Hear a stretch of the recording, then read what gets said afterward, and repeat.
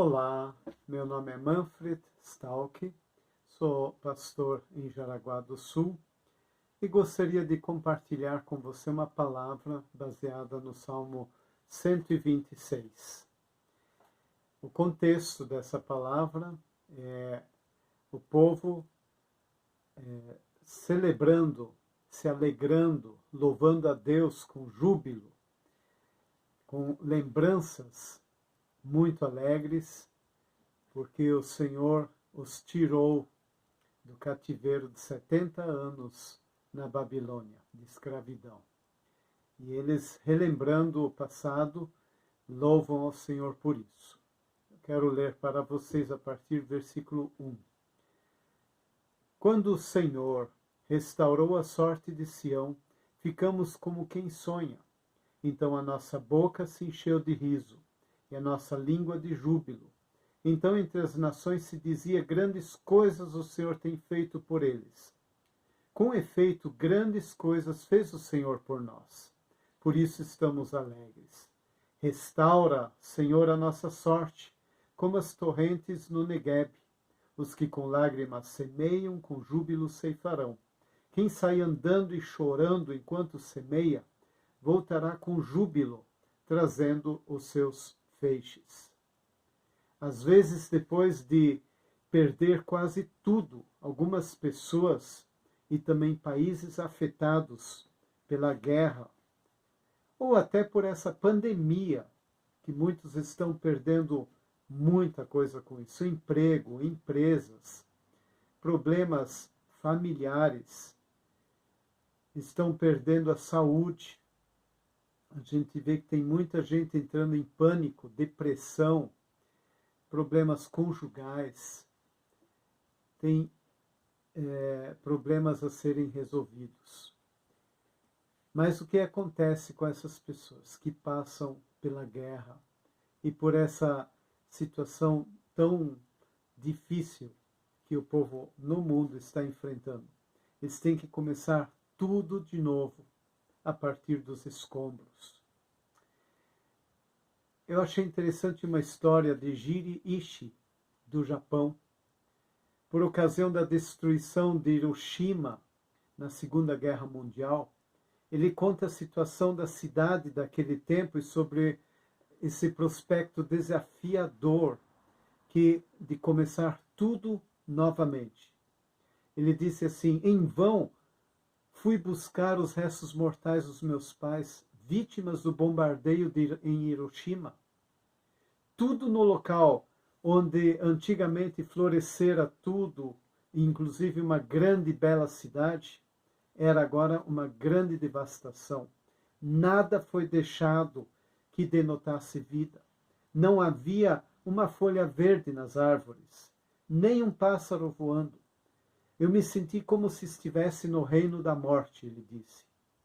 Depois de permanecer alguns minutos no local onde os pais tinham vivido, ele mesmo se perguntou se seria possível aquela cidade levantar a cabeça algum dia e o seu povo se entregar à obra de reconstrução pessoal e nacional. Queridos, escrever uma nova história na nossa vida depende da maneira como enfrentamos esse grande desafio. Eu tenho visto a agonia, a dificuldade de familiares que acabaram de perder seu ente querido. Eu tenho feito muitos sepultamentos e uma das palavras que eu coloquei várias vezes era que Deus nos ajuda a escrevermos a nova página sem essa pessoa conosco. Será que você tem essa esperança no seu coração de que é possível escrever uma nova página, continuar tua história, apesar dos pesares? Nós vemos aqui nesse texto algumas atitudes que podem nos ajudar a escrever uma nova história na nossa vida. Uma das coisas é lembrar com gratidão do grande livramento do passado. Quantas vezes Deus nos livrou? Quantas vezes fomos protegidos e nem sabíamos? No trânsito, no trabalho, assaltos, nós nem sabemos tudo que nos foi feito em benefício da parte de Deus. Mas o que eles fizeram? Esse povo judeu fez o quê? Lembrou com gratidão do livramento do exílio da Babilônia. Eles lembraram da grande graça de Deus, do ato de graça de Deus. Nós vivemos na época da graça, mas a graça de Deus se manifesta em vários textos, passagens, histórias do Antigo Testamento. Eles lembraram da grande alegria que encheu a vida deles. Eu vou ler o versículo 2. Então a nossa boca se encheu de riso e a nossa língua de júbilo. Então entre as nações se dizia, grandes coisas o Senhor tem feito por eles. Até outras nações começaram a louvar ao Senhor, dizendo e relatando as coisas que Deus fez por eles. Queridos, essa foi uma repercussão desse livramento. Então, uma das formas de escrevermos uma nova história é nós nos lembrarmos das coisas boas do passado, com gratidão, com louvor, honrando a Deus, fazendo questão de transformar num sentimento de gratidão em nossa vida. Como somos ingratos e como é fácil esquecermos atos bons que as pessoas fazem ou fizeram por nós. Queridos, quantas vezes, quando alguém critica uma outra pessoa, a pessoa começa a dizer, mas eu fiz isso de bom para você, lembra aquela vez que eu te fiz esse favor ou aquele? Sempre querem que a pessoa relembre o que fez de bom. Deus também quer que a gente lembre as coisas boas que Ele fez por nós. E as que não sabemos, podemos perguntar para Deus e pedir que Ele nos revele o que Ele nos fez de bom. Um outro ponto para encararmos um desafio que está pela frente, de escrevermos uma nova história com a nossa vida, é enfrentar tenazmente, com fibra, com perseverança, com persistência, os desafios do presente. Qual que era o desafio desse povo? Era a reconstrução de Jerusalém e do templo. Um grande desafio. Eles iriam voltar às suas casas que durante 70 anos outros habitavam. Também é um desafio, é uma situação complicada. E ter que fazer dos escombros uma nova cidade. Como que eles poderiam enfrentar tudo isso? Como nós poderíamos enfrentar novos desafios? Com muita oração e reconhecimento do poder de Deus. Com árduo trabalho, nos esforçarmos, fazermos nossa parte. Nós vemos no versículo 5 e 6 como que eles lutaram. Os que com lágrimas semeiam, com júbilo ceifarão. Quem sai andando e chorando enquanto semeia, voltará com júbilo, trazendo seus feixes. Ou seja, trabalhar confiando nos bons resultados no futuro. Esse povo é esforçado. Esse povo fez a sua parte enfrentando desafios. Quantas vezes a gente tem ouvido histórias de pessoas que vieram de outros países, fugidos da guerra, ganharam uma terra em qualquer lugar no Brasil para começarem a plantar, começarem a derrubar mato, preparar a terra, plantar e colher. Quantas lutas eles tiveram, mas tiveram um treinamento de perseverança com a sua vida, com tudo que enfrentaram. E eles conseguiram ir para frente. Eu gostaria de continuar essa história de Giri. Veja, ainda dentro da história, apesar dos escombros da cidade que ele viu, ele foi despertado para a possibilidade de começar tudo novamente. Ele disse assim, de repente, me encontrei pasmo porque eu fixei uma cena inspiradora. Da raiz de uma bananeira crestada pelo sol, pelo fogo, saía um broto verde magnífico.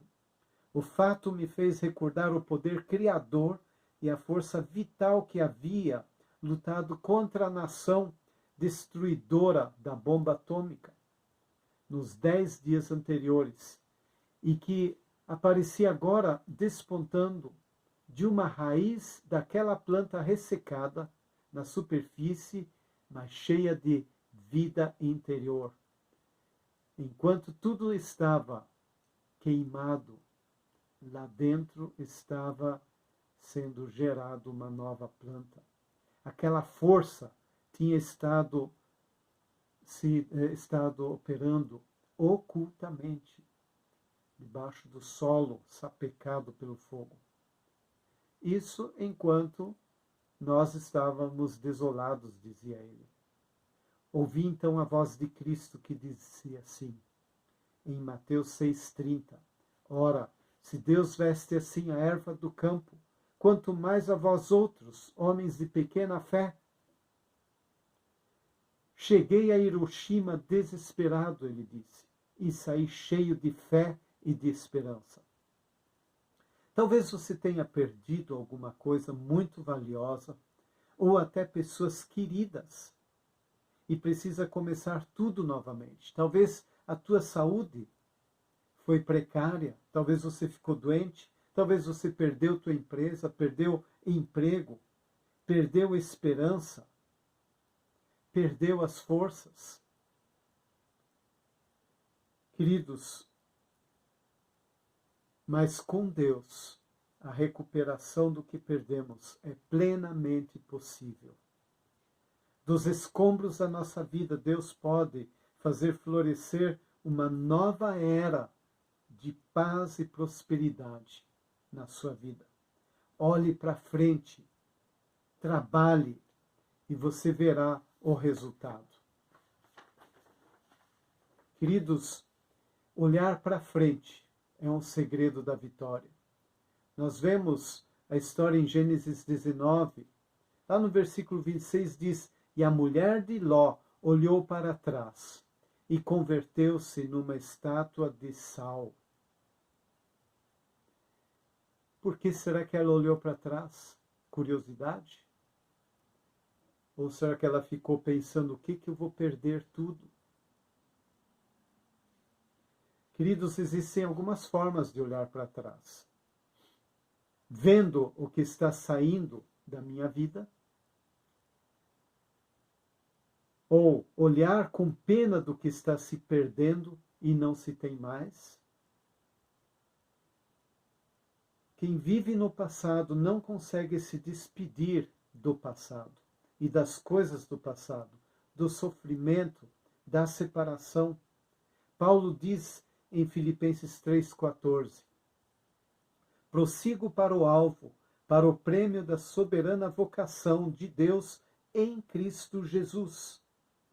Queridos, quem olha para trás não olha para frente. Ah, no meu tempo, quando era assim, éramos bem educados, os pais faziam assim, assado.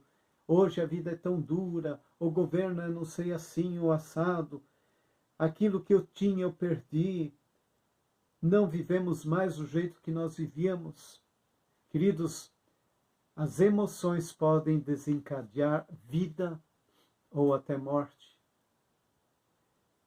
Estudiosos, cientistas, chegaram à conclusão de que se nós pensarmos em torno de 5 minutos negativamente, não olharmos com otimismo para as coisas, só nos lamentando, reclamando, achando ruim, ou saudosos e curtindo essa fossa, a nossa imunidade cai e começa a produzir em nós corticoide, que vai destruindo o nosso corpo, vai cansando o nosso corpo, vai fazendo mal para nós. Queridos, voltando à questão da mulher de Ló, a questão não é porque a mulher de Ló olha para trás, mas para que ela olhou para trás? Isso é movido pelo emocional. Tudo que o Senhor tem para o meu futuro é bom se eu andar dependente do Senhor. Claro, tem pessoas com temperamento que é fácil para eles olharem para frente, viver o hoje ou viver o amanhã. Mas tem outros que vivem o passado, que ficam melancólicos, ficam saudosistas. Queridos, se eu olhar para trás, eu me transformo numa pessoa engessada, parada. Vou me transformar numa pessoa que eu não sou. Principalmente as coisas do velho homem vêm à tona. Preocupação. Queridos, preocupação, ansiedade denotam falta de fé. Fé é crer no que você não vê, é confiar na provisão de Deus para o teu futuro. O cristão sempre deve olhar para frente e virar as costas para o passado. Só posso olhar para trás, se for para olhar para trás, é para ver as obras e lições de Deus. Ou seja, positivamente. Que bom, Deus me protegeu, Deus me sustentou, Deus me renovou, ou Deus me ensinou. Mesmo coisas difíceis que a gente for olhar para trás, nós podemos olhar positivamente, pensando, foi duro, eu passei por situações complicadas, mas eu tirei lições de vida que me ajudam hoje. Eu mesmo enfrentei muitas coisas no passado, perdas, tive que desenvolver a resiliência, a paciência, perseverança, a tenacidade. Hoje eu olho agradecido, porque foram lições e que foram as ferramentas que Deus usou para trabalhar no meu caráter, para me amadurecer. Uma olhada, sim, mas uma fixação, não. Isso exige uma determinação para frente. Olhe para frente e não para trás. Às vezes temos que parar e pensar para onde estamos olhando. Quando ficamos deprimidos, é porque olhamos para trás. Ou porque estamos tendo medo do que iremos enfrentar. O medo, muitas vezes, está demonstrando que eu ainda não aprendi a confiar. Fé é antônimo de medo.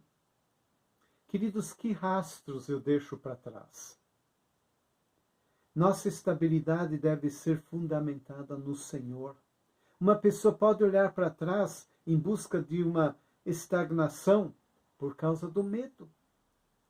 Muitos não conseguem ir para frente porque estão presos a medos do passado, traumas.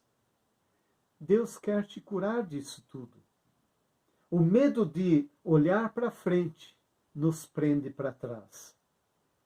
Quem não esquece não vai para frente. Tem que esquecer, deixando as coisas, como diz em Filipenses 3,18, esquecendo-me do que para trás fica, prossigo para o alvo, para o prêmio da soberana vocação de Deus em Cristo Jesus. Em outras palavras, Deus diz para avançar. Eu vou para o alvo. Enquanto eu não chegar lá, eu simplesmente continuo seguindo o caminho. Queridos, olhar para trás é emocional. Olhar para frente é espiritual. Isaías 40, versículo 31 diz assim: os que esperam no Senhor renovam as suas forças. Quando nós esperamos, é porque temos esperança. Na Bíblia diz, quero trazer à memória as coisas que me dão esperança. Qual é a tua esperança? A tua esperança depende de homens? Depende do presidente?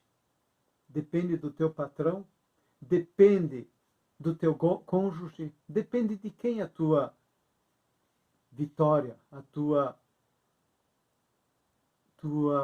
teu vencer diariamente.